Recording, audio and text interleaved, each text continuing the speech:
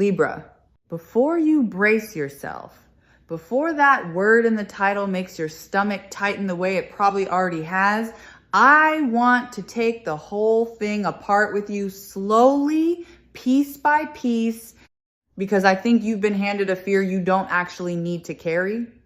There's a promise sitting in front of you. A call is coming, and it will be more than an apology, and it will land as something that startles you. Let's not swallow that whole. Let's open it up and look at what each part of it really means. Because when you understand what's underneath the words, the fear tends to dissolve and something steadier takes its place. Start with the smallest word, the one people skip right past, not as in not just an apology. That single word is doing an enormous amount of quiet work, and I want you to feel the weight of it. An apology is a contained thing. It has edges. Someone says the words, you receive them, and the transaction closes. But the moment you say something is more than that, you're describing something that spills past its container that won't fit in the tidy shape of a simple apology. What's coming towards you doesn't fit in that shape. It's bigger than the box people usually use for these moments. And that overflow is the first thing I want you to understand. When you find your way to Sarah Angel Tarot, it's usually because part of you is already listening for exactly this kind of overflow, the meaning that refuses to stay small. So if it isn't just an apology, then what is it? Let me dismantle the word apology itself, because it's become almost meaningless from overuse.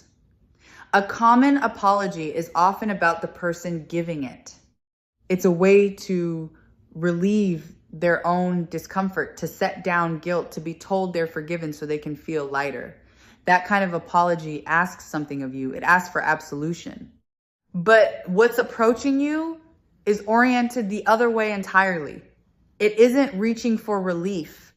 It's reaching to give you something, to place a truth in your hands that you have every right to possess. And that difference in direction is everything. One kind of sorry takes, the other kind offers. What's coming is the offering kind. Now hold the medium of it for a moment, because this arrives as a call, and that detail is not incidental. In a world where almost everything difficult gets typed out and sent from a safe distance, the choice to use a voice is itself a message. Text is where people hide. You can edit a message a dozen times, strip the shake out of it, delete the sentence that reveals too much, present a version of yourself that's already been sanded smooth. A voice can't do that. A voice carries the tremor. It carries the pause where courage almost fails. It carries the breath before the hard part. Choosing to be heard rather than read is a decision to be undefended, and the person approaching you is choosing exactly that, whether they've consciously realized it or not. Let me take apart the word that's been making your pulse quicken, because I think it's been misunderstood since the moment you read it. Shocking. What is a shock really? Strip away the drama, and a shock is simply the arrival of something your mind wasn't braced for, something that exceeds the size of what you expected. It has nothing inherently to do with danger. A shock can be cold and it can be warm. The body reacts the same way to an unexpected gift as it does to an unexpected loss. That same jolt, that same catch of breath, and only a heartbeat later does the mind sort it into good or bad. So when the promise says shocking, don't let your fear finish the sentence for you. The jolt that's coming is the jolt of something larger than you let yourself hope for, arriving faster than you were ready to believe. Here is the first layer of what will surprise you, and it's a tender one, the specificity. You have probably spent a long time quietly assuming that the details slipped away for them, that the small things you shared dissolved into a general blur while you were the only one still holding them sharp. Prepare to be wrong about that in the most reassuring way. What you're going to hear is precision, references to things you were sure only mattered to you.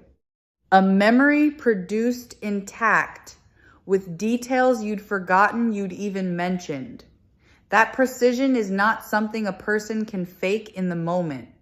It only exists because they kept it, turned it over, held onto it in private. The specificity is the proof that you were never carrying this alone. The second surprise sits underneath the first, and it's structural rather than emotional. This person is breaking their own patterns simply by making the call at all. Think about who they've been. Consider the shape of how they usually handle things. The retreat, the going quiet, the letting distance do the work so they never have to say anything directly. That's their default, their well-worn groove. And a call shatters that groove completely. For someone whose entire strategy has been avoidance, picking up the phone is not a small step. It's a reversal of their nature.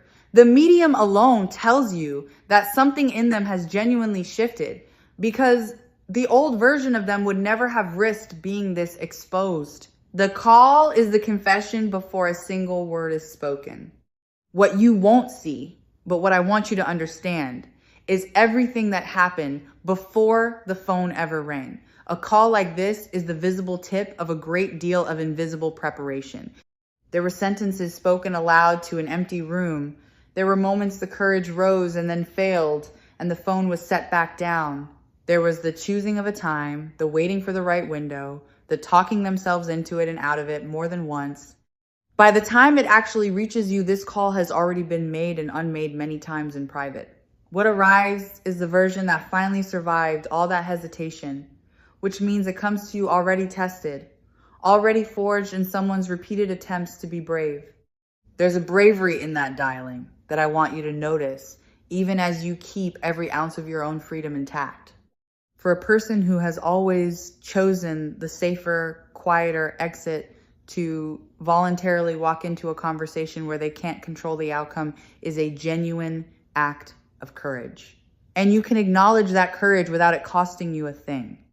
Recognizing that something was hard for them doesn't obligate you to reward it, doesn't require you to soften your own truth or hurry toward a particular ending. Two things can be true at once. What they did took real nerve, and you owe them nothing in return. Hold both. Generosity of perception and firmness of boundary can live comfortably side by side, and holding them together is a sign of exactly how whole you've become. Before they could confess anything to you, they had to confess something to themselves. And that inner reckoning was the harder one. They had to sit with the private admission that they were the one who let fear steer, who mistook distance for peace, who told themselves a comfortable story to avoid a costly truth. No one witnesses that inner confession. It happens alone, in the quiet, with no audience to perform for and no forgiveness on offer to make it easier. And it's the necessary first step. Because a person cannot hand you an honest truth they haven't first admitted to themselves. The call you receive is the outward echo of a much lonelier conversation they already had in the dark. And the fact that they survived that private one is why they can now reach the one with you. Let me follow the thread of what actually drove them to it. Because a reversal like this doesn't happen without a reckoning behind it. Somewhere in the quiet, they ran out of room. The story they'd been telling themselves, the one where they were fine, where the distance was mutual, where they'd made the sensible choice, stopped holding up. There's a particular kind of silence that eventually turns on the person keeping it, and theirs did. It stopped protecting them and started pressing on them. And when a person's own silence becomes heavier to carry than the risk of speaking, they finally speak. That's the reckoning behind the call. Not a whim, not boredom, the collapse of a story that could no longer support their weight. Something ordinary likely cracked the whole thing open, and I find that detail quietly beautiful. It's rarely a grand event that finally moves a person to reach out. More often, it's something small that slips past their defenses when they aren't braced for it. A place they turned a corner into without thinking. A phrase someone else said that landed too close. A stretch of quiet that let a feeling they'd been out running finally catch up with them. Whatever it was, it bypassed the guard. They kept posted and touched the thing underneath directly. And once that thing was touched, it would not settle back down. A dam rarely breaks at its strongest point. It breaks where the water finally finds a way through, and something unremarkable found the way through for them. Consider what had to be outweighed for this to happen, because it will help you understand the size of it. Pride is heavy. For a lot of people, pride is the single heaviest thing they own, the last thing they'll set down. It guards them. It lets them believe they were right, that they don't need anyone, that reaching out would be a defeat. For this person to make this call, Something had to grow heavier than their pride, and there are very few things in a human heart with that kind of weight. The realization of what they threw away is one of them. When the ache of a specific absence finally outweighs the comfort of being right, a proud person does the thing they swore they never would. That's the threshold they've crossed to get to this call. Now let's look at the actual content of what will be said, because I want to dismantle your expectation of it. You might be bracing for a stream of the word sorry, repeated until it loses meaning. That's not the core of it. The core is an admission of value, which is a very different animal. Sorry is about the past, about the wound, about the wrongdoing. But an admission of value is about the present and the future. It sounds less like I hurt you and more like I understand now what I had. It's the difference between someone apologizing for breaking something and someone finally recognizing that the thing they broke was priceless. The second is far rarer and far more powerful, and it's the one that's on its way to you. There's a texture to certainty in a voice that you're going to notice immediately, especially because you may have grown used to the opposite. If this person was ever evasive with you, ever non-committal, ever the one who kept things vague to keep their options open, then the thing that will genuinely startle you is how sure they sound this time. The hedging will be gone. The maybe this, maybe that will have burned away. In its place will be a clarity that you might have doubted they were even capable of. That shift from vagueness to certainty is one of the most telling changes a person can undergo, and hearing it directed at you, about you, is the kind of thing that rearranges what you thought you knew. These are exactly the quieter signals, the ones beneath all the noise, that a reading on Sarah Angel Tarot exists to help you hear clearly. Understand, too, that the person calling is not identical to the one who once went quiet. Time doesn't only work on you. It works on everyone, and it has been working on them. And the one reaching out now has had to become someone a little different in order to do it at all. More honest, more willing to risk looking foolish for the sake of saying a true thing. Less able to hide behind the strategies that used to keep them comfortable. You're not being asked to reconnect with the exact person who hurt you because that person, in some real sense, no longer entirely exists.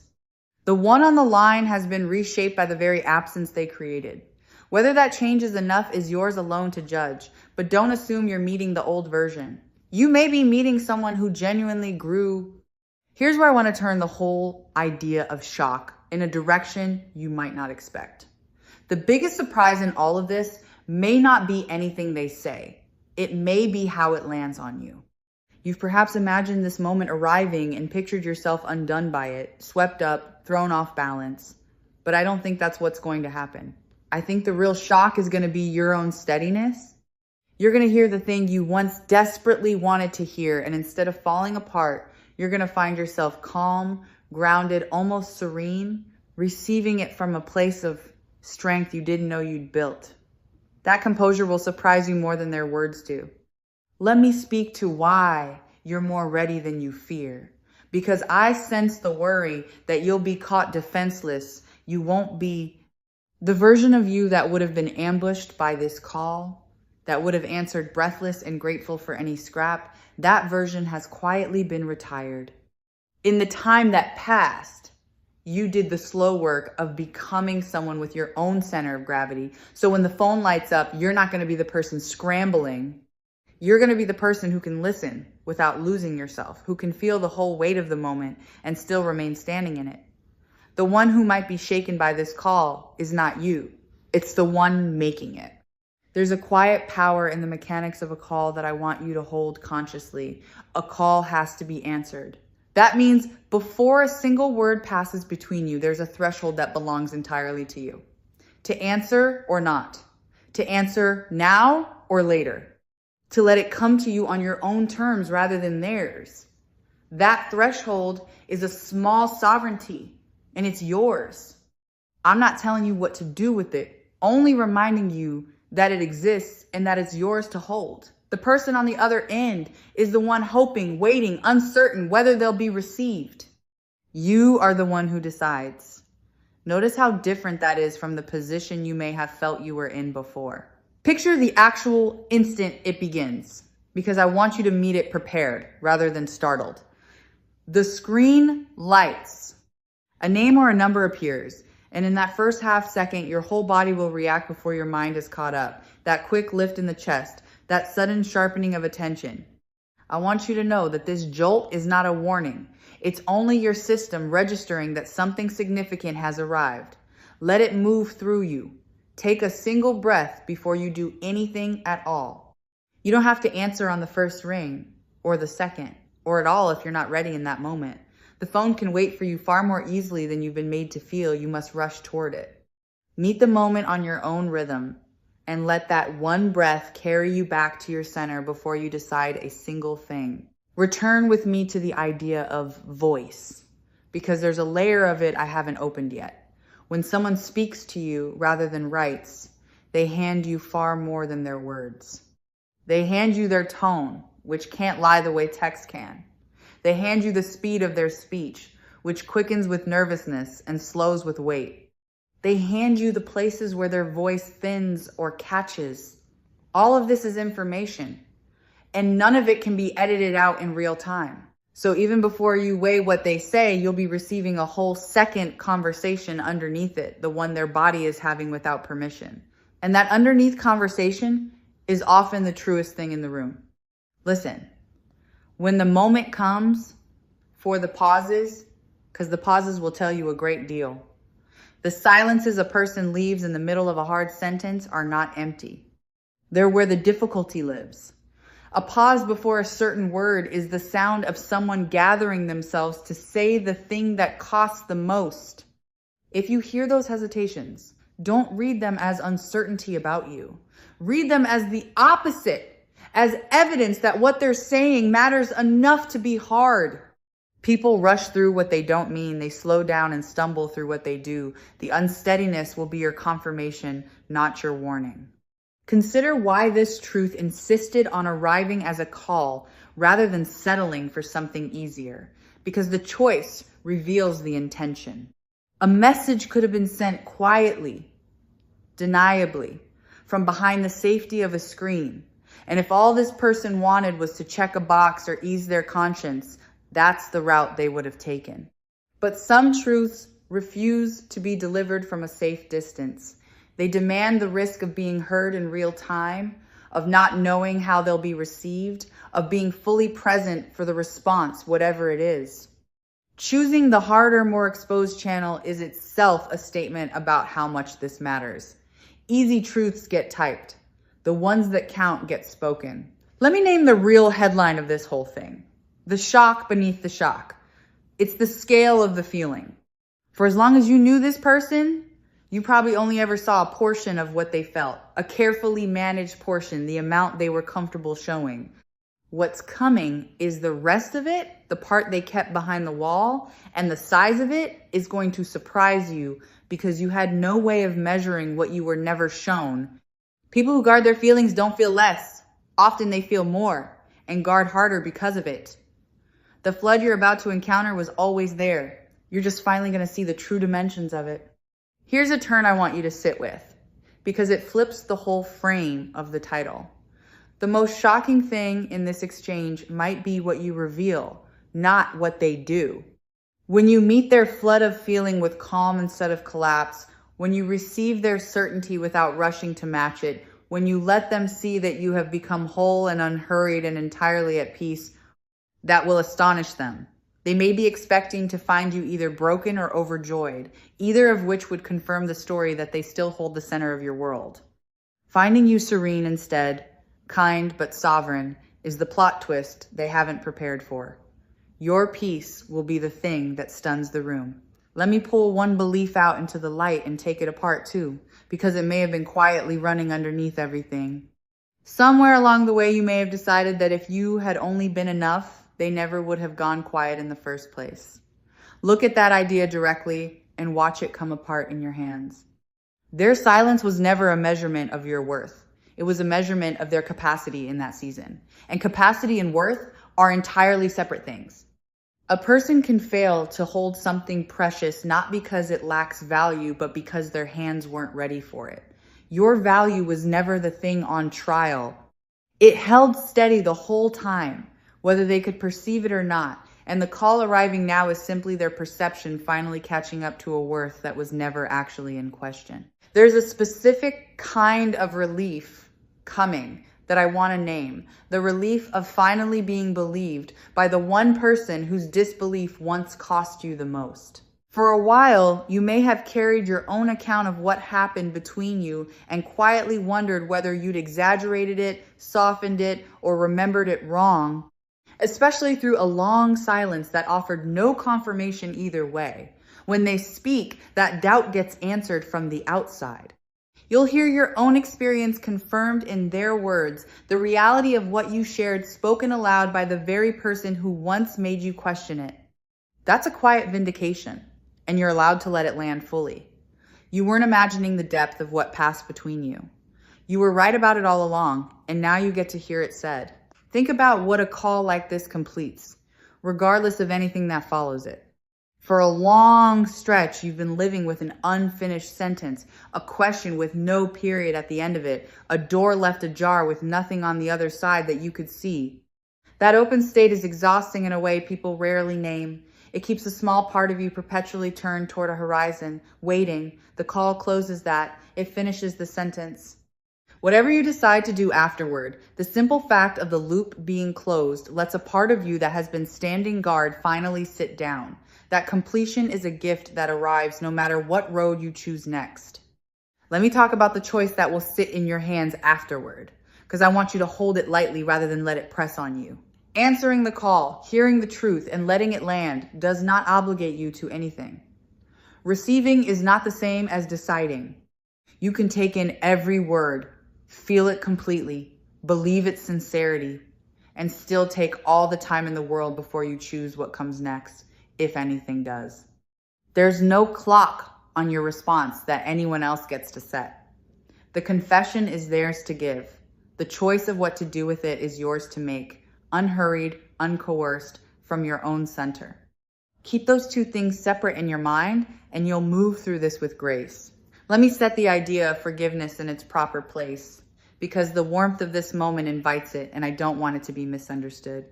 Forgiveness is not a verdict you deliver on whether what happened was acceptable. It isn't a gate you're obligated to open, and it isn't a performance of pretending you weren't hurt. It's simpler and more private than any of that. Forgiveness is the moment you stop letting the injury run your life, and it's for you far more than for them. You can forgive completely and still choose distance. You can forgive and choose closeness. The forgiveness and the choice are two separate movements, and you hold both of them, and no call, however moving, gets to collapse them into one or hurry either along. Know in advance, too, that you're not required to fill the silences with reassurance. When someone pours out a truth, there's a strong pull to immediately soothe them, to say it's all right, to hand back comfort so the moment stops being uncomfortable. You don't owe that. You're allowed to receive what's said and simply let it sit. You're allowed to say you need time. You're allowed to offer nothing more than an honest acknowledgement that you heard them. The instinct to rescue the other person from the discomfort of their own vulnerability is a generous one, but it isn't a debt. Let the words they spoke stand in the open air without rushing to wrap them in your response. That restraint is not coldness, it's self-possession, and it belongs entirely to you. And if you do choose to let this person move any closer, know that you don't have to return the trust they once held as though nothing happened in between. Trust is not restored by a single moving call, however sincere it sounds. It's rebuilt slowly, through consistency shown over time, through small promises kept when no one is watching. There's no shame in asking for that gradual rebuilding rather than granting instant restoration. In truth, the willingness to let trust be re-earned at your own pace is one of the healthiest things you can carry into any second chapter. Watch, in whatever days might follow, whether they honor the pace your heart needs or push against it, How they treat your need for time will tell you nearly everything worth knowing. Notice how different this moment is from the ones you may have rehearsed in the harder stretches. Back when the silence was fresh, a call like this would have felt like rescue, like being pulled from water. Now it arrives as something cleaner, a meeting, rather than a rescue, because you're no longer drowning. You learned to stand in your own water a long time ago, so the call doesn't save you from anything. It simply meets you where you already stand, on solid ground you built yourself. And there is a quiet dignity in being met rather than saved, in receiving good news as an addition to a full life rather than a lifeline thrown to an empty one. I want to honor what the waiting taught you, because the call is going to prove that none of it was wasted. Every stretch of uncertainty you sat through was quietly forging the exact steadiness you're about to draw on. If you'd received this call while you were still raw, still reaching, you might have grabbed it and lost yourself in it. But the timing held until you were ready to meet it as an equal, and that wasn't cruelty, it was care. The version of you that answers this call is the version that can handle it well. And that version had to be built. And the building took the very time you thought was being taken from you. There's a thing about your intuition I want to underline here, because this call is going to confirm it. Some quiet part of you already sensed that it wasn't finished. In the moments when your mind insisted it was over and done, a deeper knowing kept gently disagreeing. And you probably talked yourself out of it more than once. When the call comes, let it teach you to trust that knowing next time without the argument. Your intuition has been running ahead of the evidence this whole time, and it's been right. The call is the evidence catching up to what you already felt. Let that recalibrate how much you doubt yourself going forward. I want to say something to the version of you that nearly gave up on this, because that version deserves tenderness rather than judgment. There were stretches, weren't there, when you decided the hoping was foolish, when you tried to force your heart to close the matter and move on for good? That version of you wasn't weak. They were trying to protect you from a disappointment they couldn't rule out. But even as they reached to shut the door, some stubborn ember refused to go fully cold. Some quiet part of you that couldn't quite accept that this was meant to end for good. That refusal, which felt at the time like a failure to let go, turns out to have been a form of knowing. The part of you that kept a small flame lit was in contact with something your reasoning mind couldn't yet see, and this call is the proof that the flame was worth keeping. Let me widen this out, because the shift underway reaches past this single relationship. When one long-held question in your life finally gets an answer, a strange thing happens to everything around it. Energy that was tied up in the not knowing gets released, and it flows into places you didn't expect. You may notice, after this call, that other stuck things in your life begin to loosen almost on their own, as though resolving this one held tension freed up a reserve you'd been unconsciously spending on it. A single knot coming untied relaxes the whole rope. Watch for that ripple in the days that follow, in rooms of your life that seem unrelated to this one. There's something you'll quietly carry away from this that has nothing to do with whether you rebuild anything, and it's worth naming on its own. You will have witnessed a person choose honesty over comfort, humility over pride, presence over the safety of distance. Watching someone actually do that, watching a guarded heart open in real time, is rarer than most people ever get to see, and it tends to leave a mark. It teaches you, at a level far deeper than argument, that people are capable of genuine change, that a story is never quite as finished as it appears, that the ones who go quiet are not always gone for good. You'll take that knowledge forward into every future connection, and it will make you a little more patient, a little more willing to believe in what a person can become. That lesson is yours to keep no matter what you decide about this particular call. I want to prepare you for the aftermath, the quiet that follows the call, because it has a particular quality worth naming. After a moment this charged, there's often a stillness, an almost anticlimactic calm, where the enormous thing has happened and now the world is simply going on. Don't mistake that quiet for nothing. It's the sound of something settling into place. It's a nervous system that's been braced for a long time, finally allowed to unclench. You might feel a strange spaciousness, A room in your chest that used to be occupied by the question and is now simply open. That openness is not emptiness. It's the space where new things get to grow. Let me be honest about the range of feelings the call might stir, because I want you to give yourself permission for all of them. You might feel joy, plain and bright, and you're allowed to feel it without second guessing whether you should. You might feel an old ache resurface alongside the relief, and that's allowed too, because the heart can hold gratitude and grief in the same breath. You might feel a startling calm, as though a part of you always knew this call was coming and is simply nodding at its arrival. Whatever rises, let it rise. Don't script your reaction to fit anyone's expectation, including your own. The honest response, whatever it turns out to be, is the right one. There's a form of respect I want you to extend to yourself in advance, which is to trust that you'll know. When you hear their voice, when you receive their certainty and their specifics and the tremor underneath, some clear part of you is going to register whether this is real, whether they've truly changed, whether what's being offered is solid. You don't need to figure that out ahead of time or brace with a strategy. Your discernment is sharper than your anxiety gives it credit for. In the moment, from your centered place, you'll be able to feel the truth of it, and you can let that felt sense guide you rather than any rule you tried to decide on beforehand. Let me return one more time to that word from the title and set it down gently in its proper place. Shocking. By now, I hope it's lost the sharp edge it had when you first read it.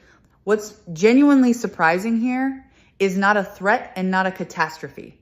It's the scale of a feeling you were never shown, the reversal of a pattern you thought was permanent, the precision of a memory you assumed had faded, and above all, the steadiness you're going to discover in yourself when the moment finally lands. Those are the shocks. Every one of them is a good thing wearing the costume of surprise. Let the surprise in. There's nothing underneath it that you need to fear. As this reading settles toward its close, I want to leave you standing in your own strength rather than watching the phone. Because the truth at the center of all of this was never really about the call. It was about the fact that you became someone who could receive it well, hold your worth through the long quiet, and meet whatever arrives as a whole person rather than a waiting one. The call is coming, and it will be more than an apology, and it will surprise you in the gentlest possible ways. But you are the steady point at the center of it. Whatever you hear, you get to choose what happens next. From wholeness, in your own time, whenever the world gets loud again, and you need to find your way back to that center, you're always welcome here at Sarah Angel Tarot, where the quiet signals are taken seriously. Go softly now. Something honest is on its way to reach you, and you are more than ready to answer it.